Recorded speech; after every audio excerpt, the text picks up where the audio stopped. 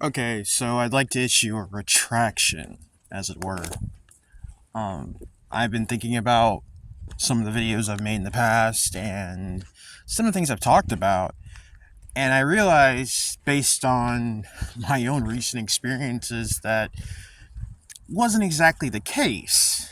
And I shouldn't be attributing or attaching a term to something, and that's not what it is. So I've been using the word magic in regards to, like the evil ones and the adversaries and all these assholes that are out here trying to make everyone's lives a living hell, right? So they're not really using magic.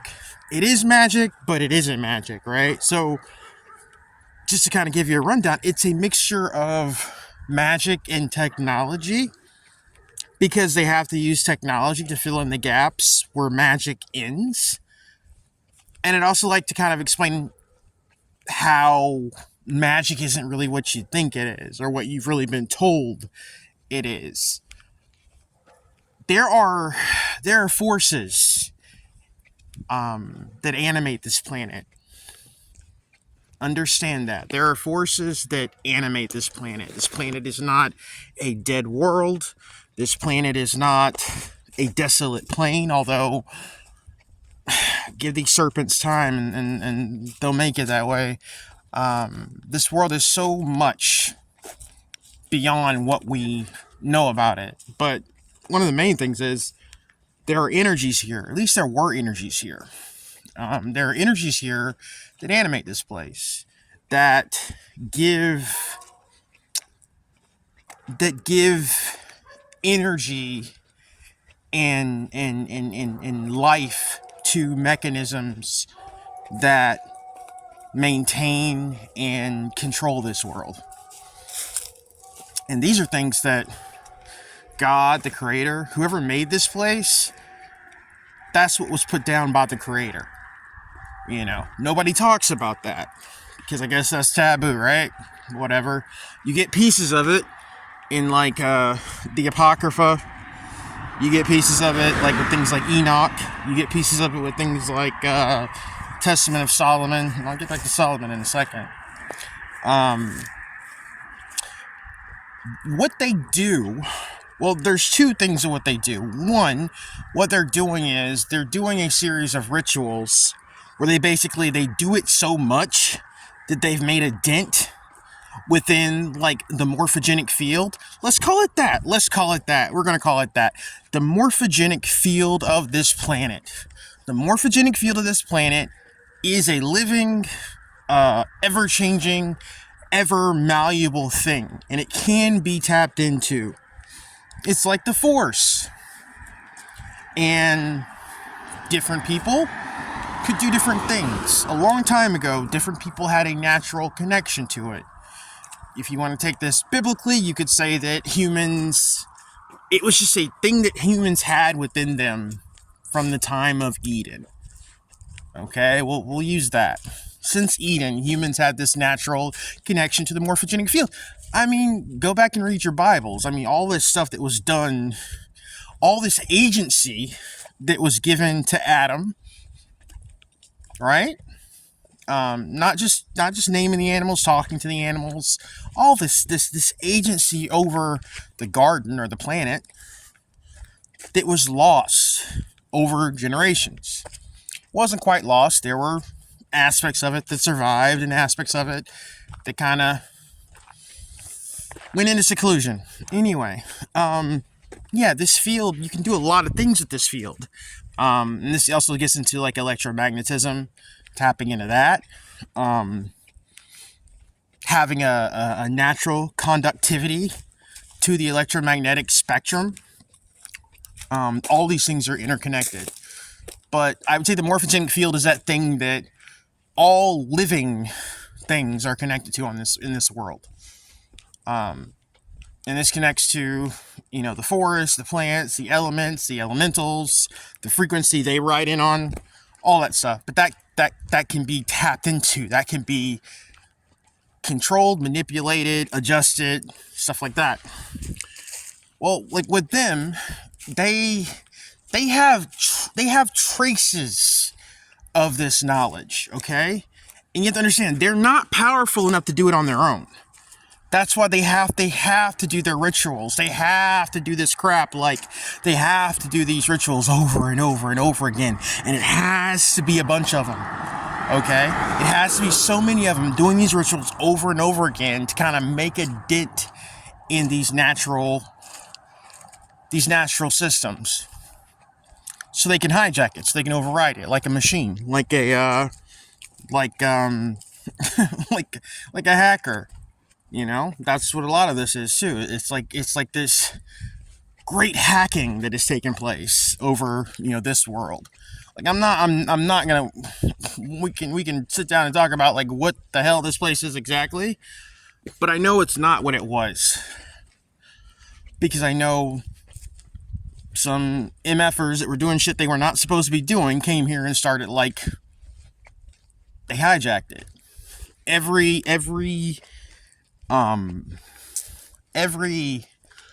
time I've sought answers and kind of gone outside of myself to seek answers and kind of figure out what this place, hijack is always the word that comes back. Hijack. This place was hijacked. They definitely didn't create it, and it definitely doesn't belong to them. That's why they have to do all this crap to maintain their bullshit, right? Because they're like these like shitty tenants that got a hold of a house. And the funny thing is, they don't know entirely how the house works. That's the funny thing, right? They're in this house. They don't know. The refrigerator breaks down. They don't know how to fix it. They didn't even fucking build it. The air conditioner, I don't know. Because they're the idiots who just occupy the house. They don't know anything about the house. Not really. They know a few things.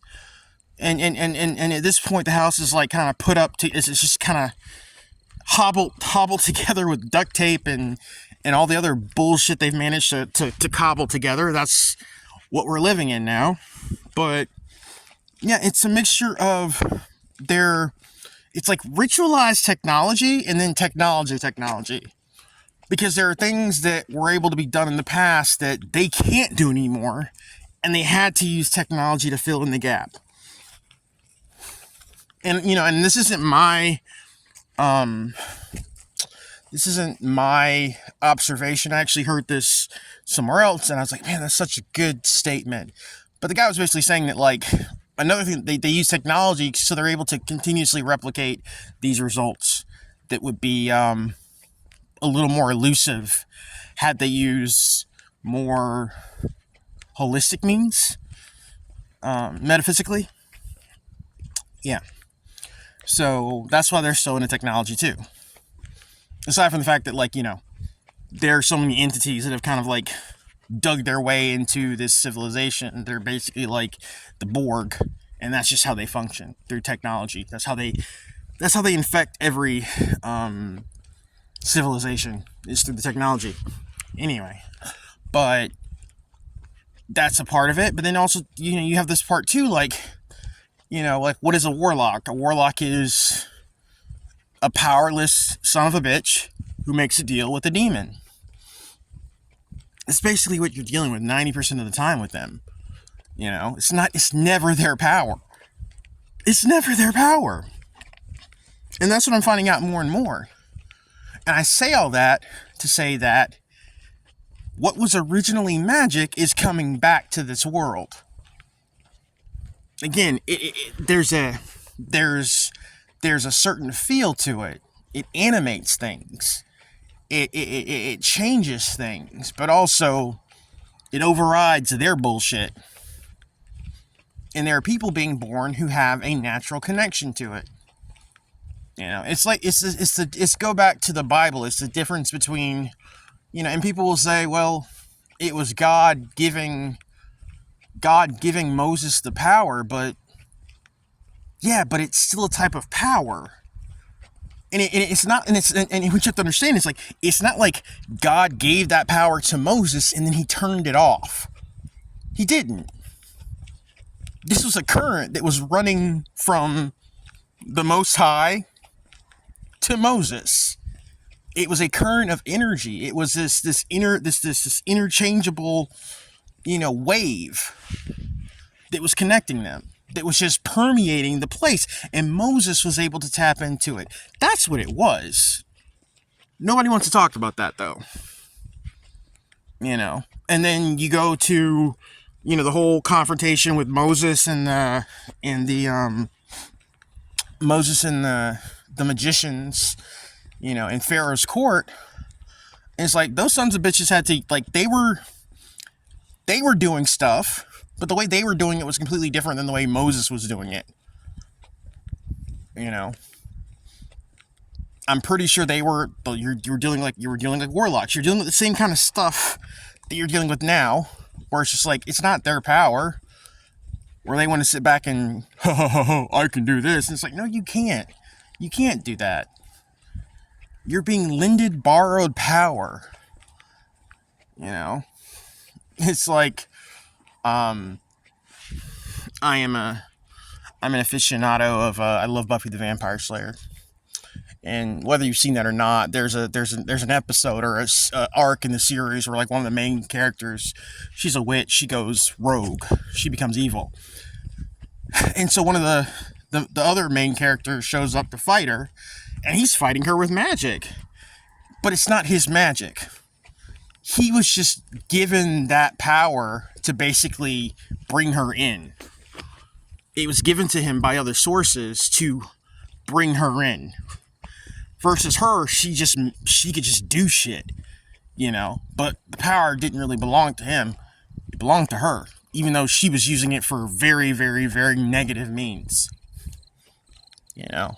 There have been individuals throughout history who could wield these abilities, who could control these things, who could manipulate this current.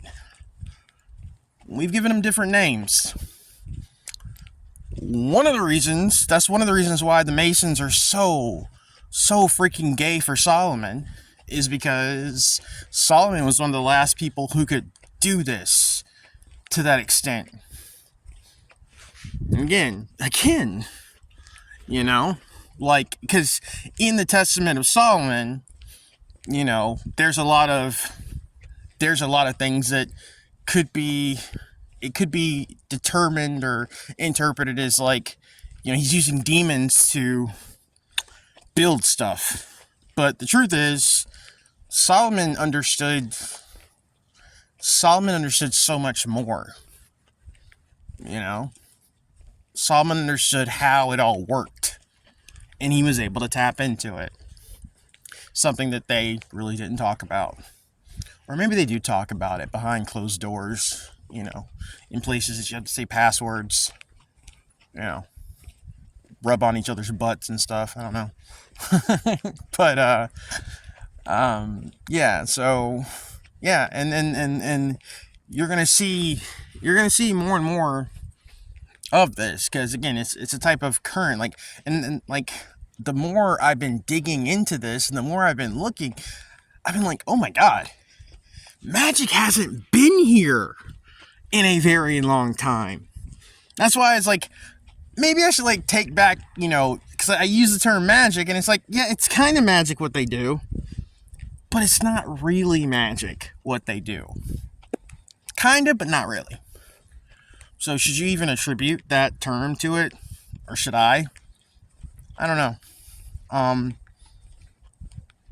Hope everybody's doing okay. I'm just out walking, as usual. Normally I have to walk to talk. But, yeah, I hope everybody's doing okay. Yeah, we'll talk soon. Bye-bye.